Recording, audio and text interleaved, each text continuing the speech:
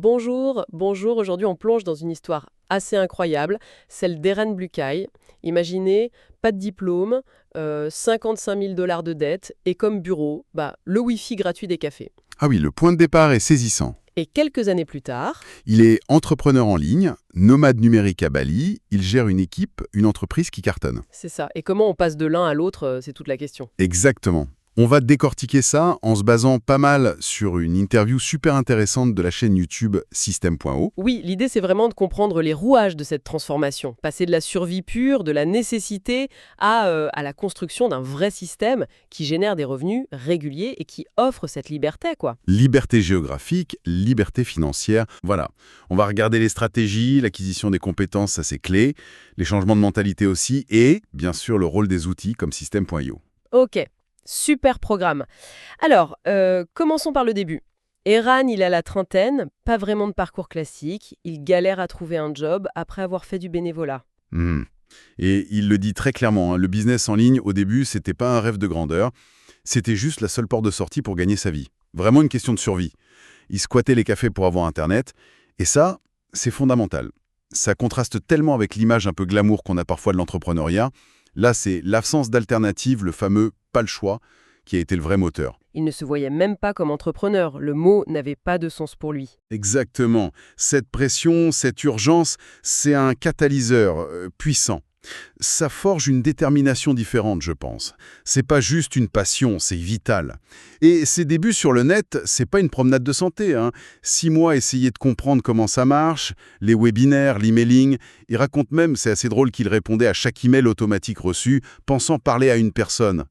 Ah oui, la découverte. High ticket, promouvoir des trucs très chers, sauf que ça tourne mal. Très mal même. L'entreprise pour qui il bosse se fait épingler par les autorités américaines, la FTC, et boum, retour à la case départ, et pire, 55 000 $ de dette. Le coup de massue.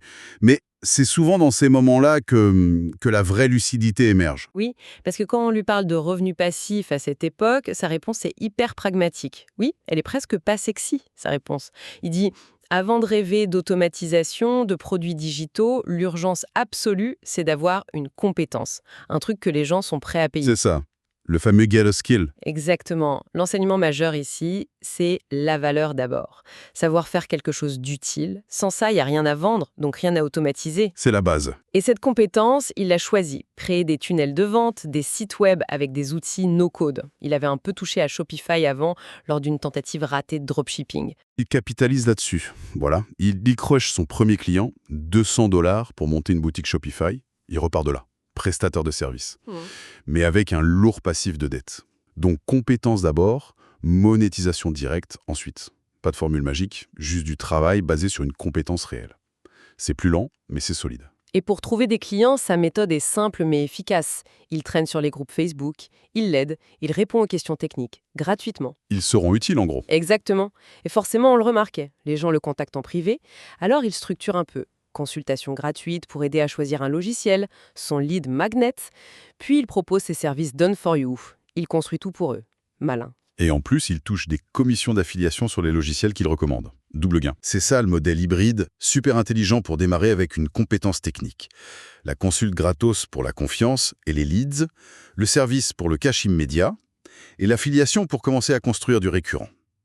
C'est ce modèle qui lui permet de faire un truc assez dingue, hein, rembourser ses 55 000 $ de dette en 8 ou 9 mois.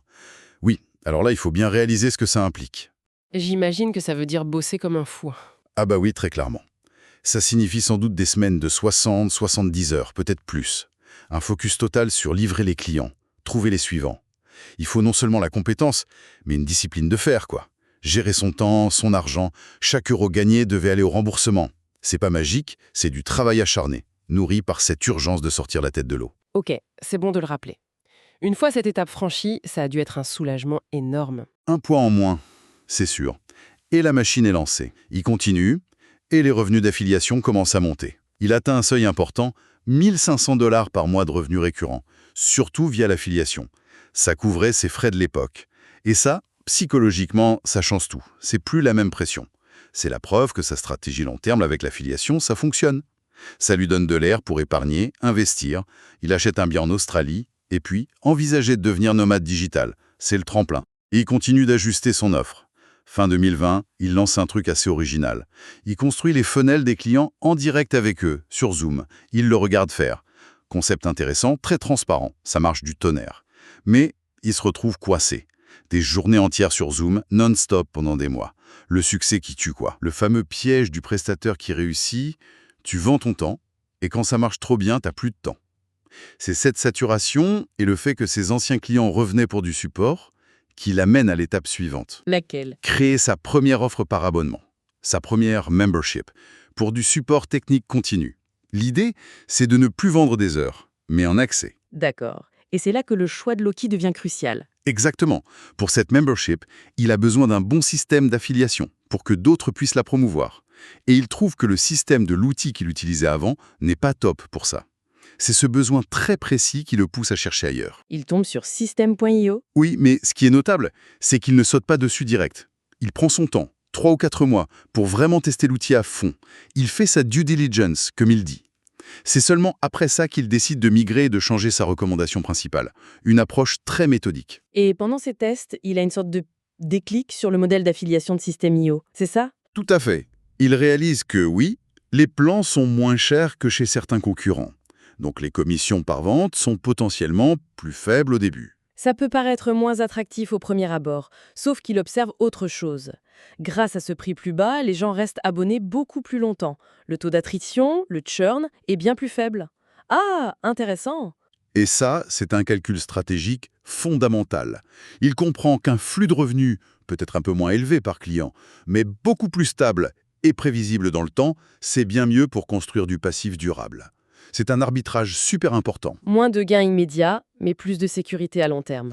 Voilà. Et en plus, recommander un outil plus abordable, ça collait parfaitement avec sa clientèle, souvent des débutants ou des gens avec des petits budgets. C'était cohérent. Logique. Et aujourd'hui, System.io, c'est devenu quoi pour lui? Juste un outil parmi d'autres? Ah non, c'est bien plus que ça.